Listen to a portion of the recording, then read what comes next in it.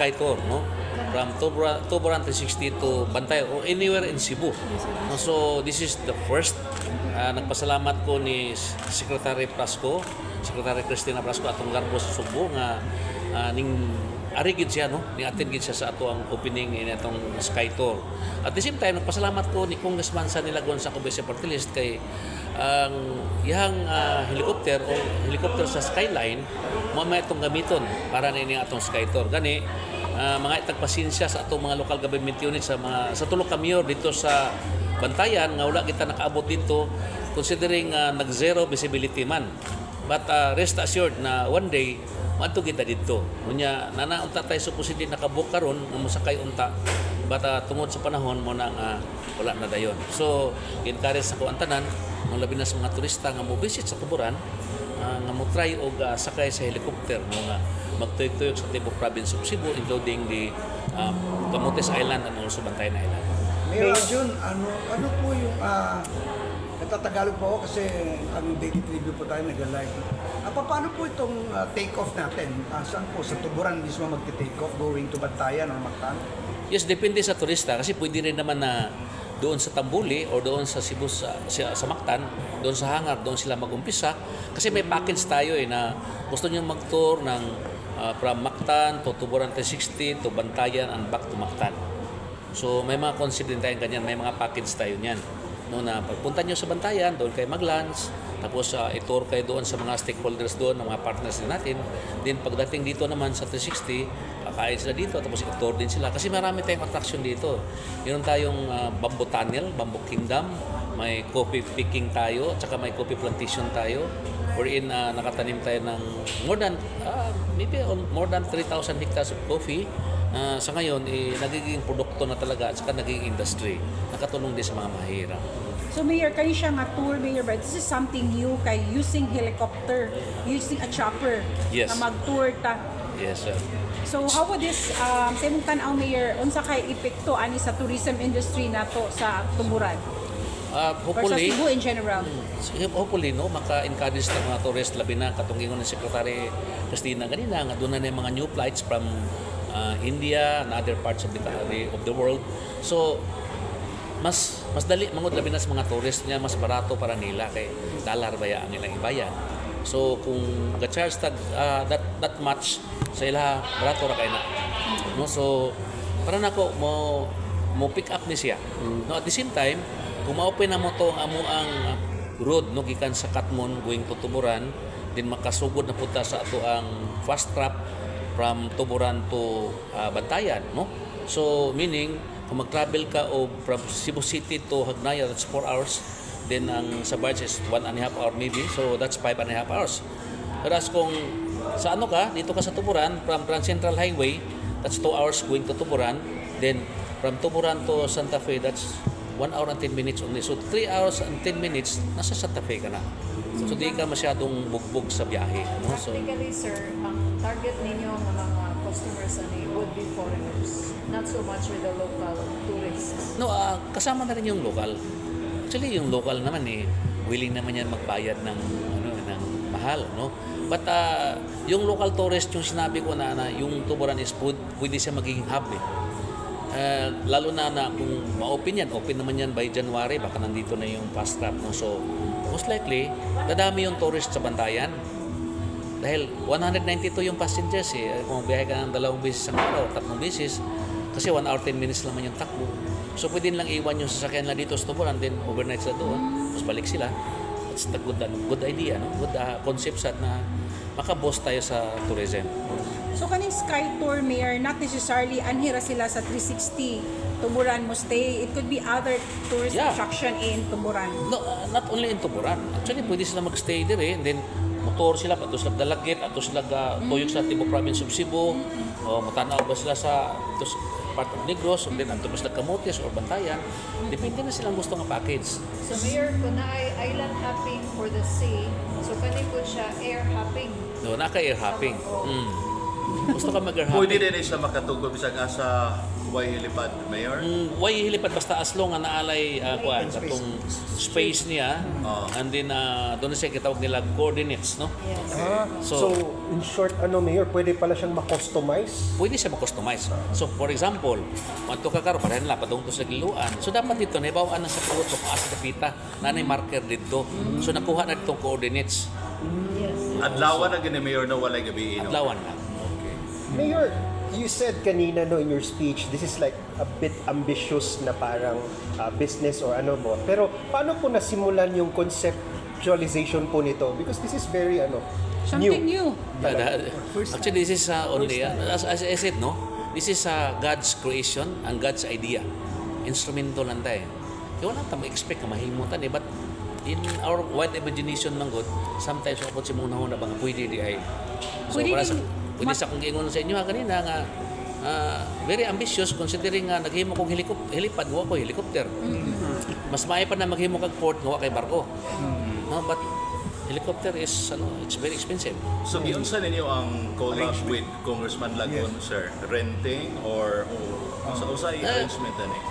Kwan lang, it's sharing maybe, but para sa ako even though most likely, bisag di pa kong income as long naka-generate ko og ka ng tourist attraction, at the same time, na turista nga musuot so para sa ako okay na Mayor, posible sa mayor nga, like, ang tourist gusto lang siya mo-tour around Cebu province, mahimo na niya Yeah, in less pwede. than 1 day. Yeah, Not pwede. necessarily nga mutugpa or something. Yeah. Mag-tour lang Yeah, din siya. pwede kayo. So, pwede na kayo Pwede na. kayo. Pwede sa na Per hour man ang package. ato ang basis. Okay. So gusto siyang magturo. Ingon siya, sige, ato ko Tuyok dito lang sa to. tuyok ta, butog pa ta dito sa Danasan. Pwede kayo. Kaya ang helicopter makatugpa man as long nga doon na kay coordinates, doon na kay data dito sa ilang tumpahan. Kinahanglan pa ba og agreement with the other LGUs? No need, uy. No need man. Actually, during sa earthquake in 2013, I was then the Vice President for Visayas. So, nag-fundraising me with din Sandy Javier, our LNP President, National President. Nga ito dito sa bayan, Bohol. Dito kami sa katong fault line. Dito kami pa. Ginamit na mo ang helicopter sa Simirara Mining that time. So, bisag asa pwede ka katugpa Kasi arrangement Mayor sa Bantayan and Lapu-Lapu, dapat sharing sa revenue. Actually, ang ato lang pag-boast lang sa tourist So, income maybe, in the future, pwede na ito mag-sharing, but for the meantime, ang sa kuha mo is, once mo ito ang tourist mo, spend man siya. Advantage sa stakeholders sa Bantayan. Example po, mari ang tourist spend man siya, minom mo siya kape. Para ako, enough na siya. Bisag dili ko mo income. Sir, Pero Mayor, doon ay authority at least from CAAP. Ito yung aviation arm ng national Actually, government. dili man siguro necessary. But kana ko ang atong hilipad, ako sa nang iparistos kaap. Yes. Para nga si Macon ay mga disaster, so pwede makatugpa diri ang labi na sa OCD kana itong ilang Black Hawk, no? Pwede kayo makatugpa kay dako man atong hilipad. Actually, kung makusog ni siya, kanang pikas buntod, himo sa nako siya hilipad. So, in the future siguro, no? Nya makita sa ninyo, wala siya hazard diri kay wa man kay makita ang mga wire kay ako man pa underground tanan ang kuryente diri. So wa gid siya hazard. Pero saan po Mayor ang saan manggagaling ang chopper? Sa Mactan? From Mactan, Dito oo. ba sa Tuburan or sa Bantay? Pwede rin na kung medyo malakas na, malakas siya. So weekend dito na ilagay yung helicopter. Mayor, is Tuburan ready for the possible influx of tourism coming in from different? Yes, we are ready. Daghan marami kami mga pension houses Then 360 can accommodate 60 to 100 persons per day. So 360 alone is they can accommodate.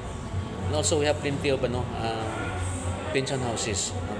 sir, naingon ka nga na nakabok, local ni ka tourist. Local. Okay. But kung sa man ang daghan na ang nakabok na to ka. Gamay ra, marag 2 groups lang. Okay.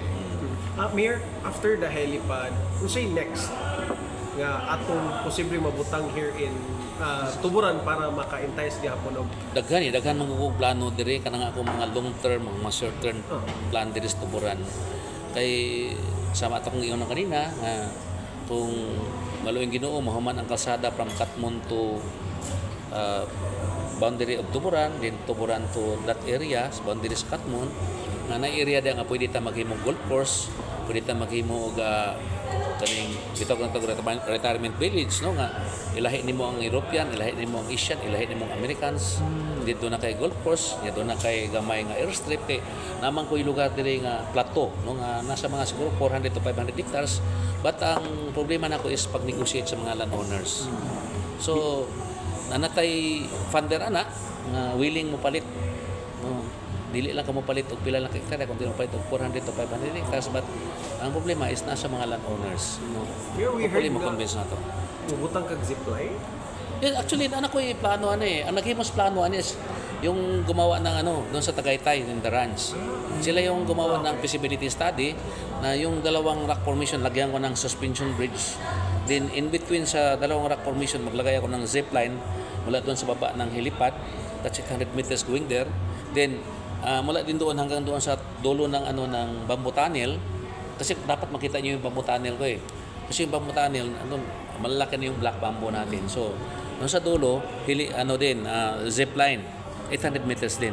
Then mula doon sa dulo ng ng bamboo tunnel, 900 meters going to baba diyan sa helipad, that's 900 meters cable car na. Tapos maglagay din tayo ng yung bike adventure na 4 na lane doon sa kabilang man. That's 250 meters. But malalim siya. So maganda yun. So ang problema ko lang is kung sinong mag-finance. Kasi hindi ko na kaya yun eh. Mayor, can we publicize at isang investment cost ng itong initiative natin sa Sky Tour? No. Actually, ang investment ko dyan is helipad lang eh. Kasi wala naman akong helicopter. Okay, plano mo palit na Wala na akong maubos na yung pera ko eh. Dito, laki na masustos ko dito eh. Sir, what do you envision for Tuburan? At Tuburan, hopefully in the next years to come, it will be a place to live. Then a hub for tourists, and a hub for business, and a hub for everything. Kasi dumating ako dito eh, ang tagline namin is the spring of hope. After 3 years, pinalitan ko the spring of success, the spring of beauty, the spring of talent. So, lahat spring. Kaya na may tubod, di ba? Because Tuburan is tubod. Tubod. Marami kaming tubig eh. Kaya ang tubig namin, kung madala ito sa Cebu City, yung problema ng tubig sa Cebu City, tapos na yan. Kasi marami kaming tubig eh. Yeah, very abundant. Kaya namin mapudos dito yung mga springs namin, siguro between 100 to 200 cubic per day. Baka maliit pa yan. Kasi marami kaming spring. At saka, massive yung pagtanim natin ng kawayan saka native trees. Kaya nung dumating ako dito noong 2010, nung mayor ako, pinatigil ko yung pagkakaingin. Tinatigil ko yung kape, tapos lagyan natin ng kasada, lagyan ng kuryente, para naman, alam niyo naman siguro yung Tuburan nung araw, heaven ito ng insurgency. So, but right now, sa awat ng Diyos is very peaceful ang Tuburan. Sa holistic yung approach natin dito dahil nagtatanim din tayo ng maraming kahoy, maraming kawayan para magiging maging livable place in the future. Saka doon sa comprehensive land use plan ko, yung tinatawag natin si LUP, yung parang long-term plan mo is inano ko na to anticipate ko na sa ngayon nasa 70,000 kami. In the next 50 to 100 years, abot kami ng 500 to 1 million.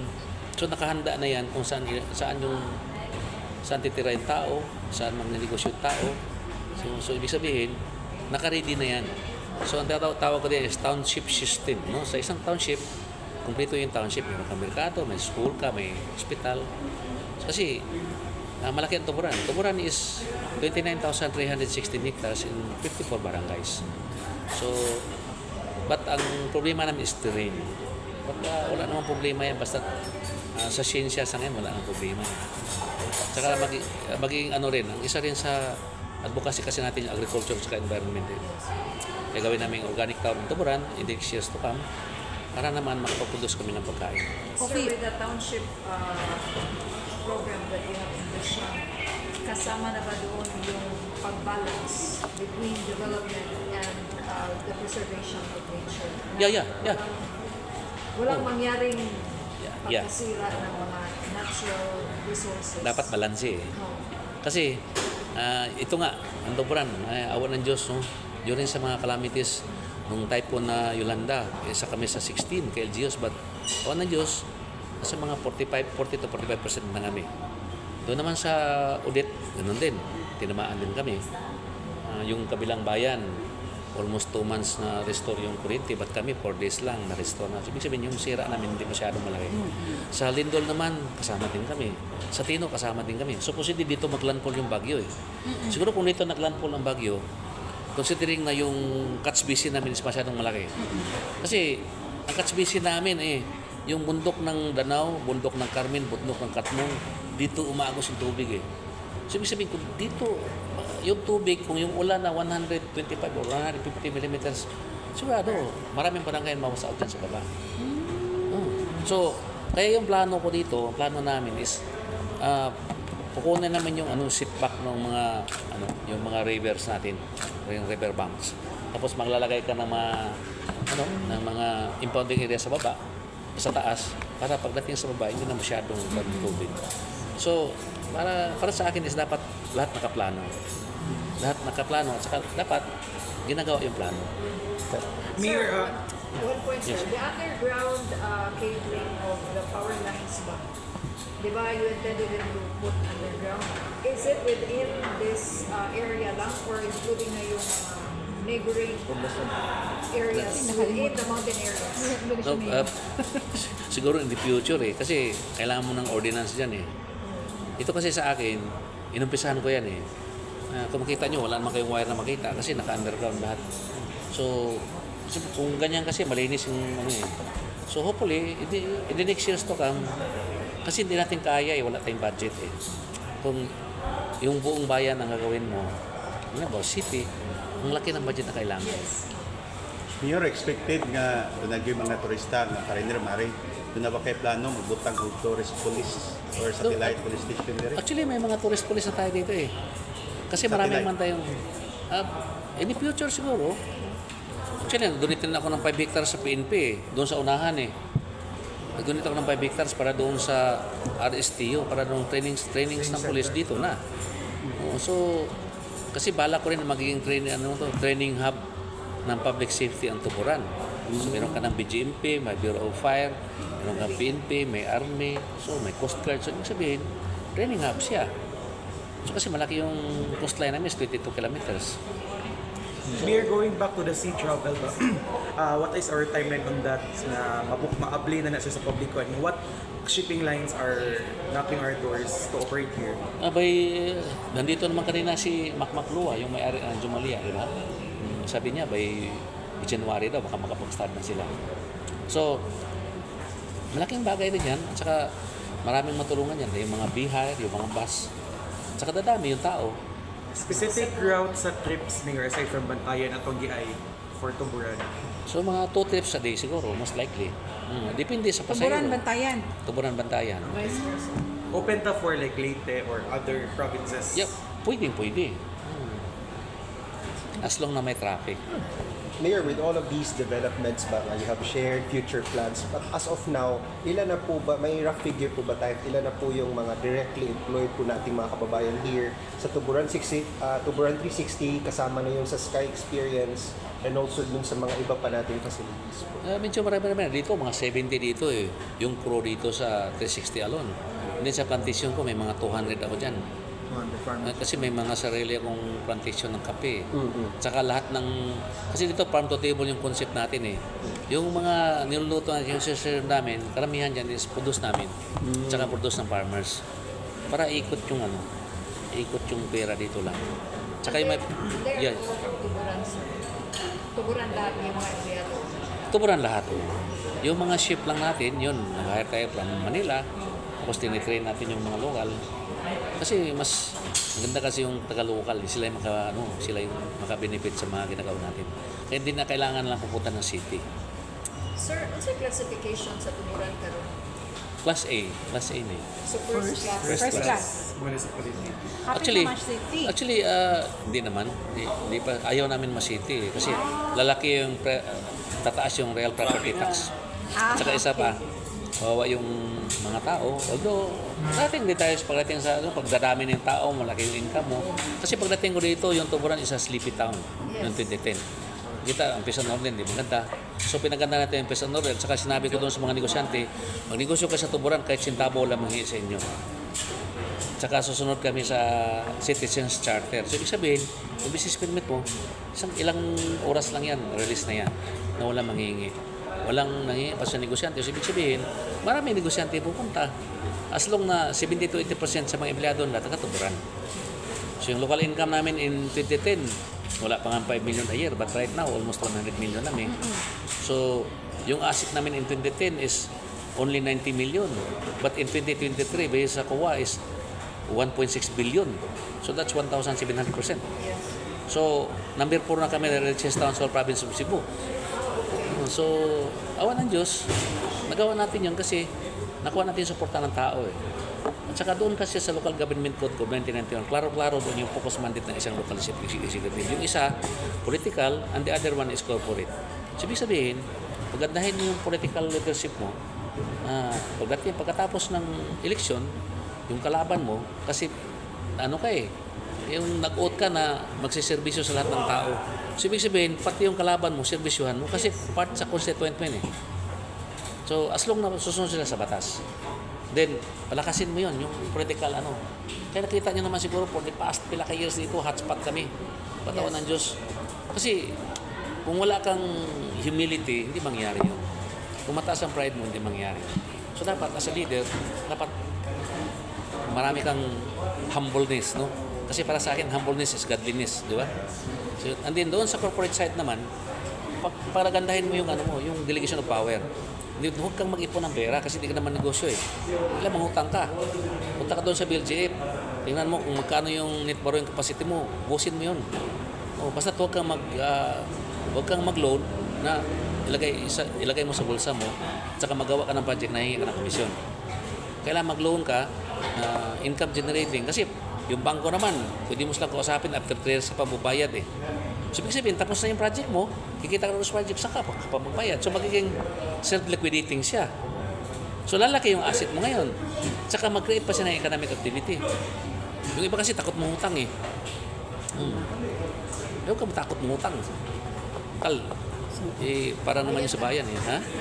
That's para sa akin, that's corporate style of leadership. That's good debt. Yung employment rate din ni Mayor sa kuan kay with all the job opportunities that you're offering, pila yung employment rate din? Would you know? Hindi ko pa masyadong kabisip. Kaya at least, okay lang. Oo. Any other Ano yung other question? Wala na? Sir, kailan ka ni-raid, sir? Sa? Air travel package? Wala. Is it Depende 30 sa or 60?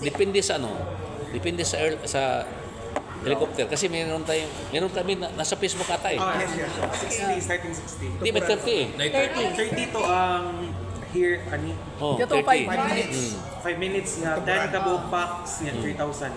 So 30. Pero yung lang, R44 na 3-seaters. So kung 10 kayo, balik-balik. Dali lang yan. Basta Kaya ra kayo, Mayor. wala eh. Basta huwag kayo magbayad ng piso kasi mahal eh kung piso. Dapat dollar. Dollar. Oh. Kasi yung 30, $600, $500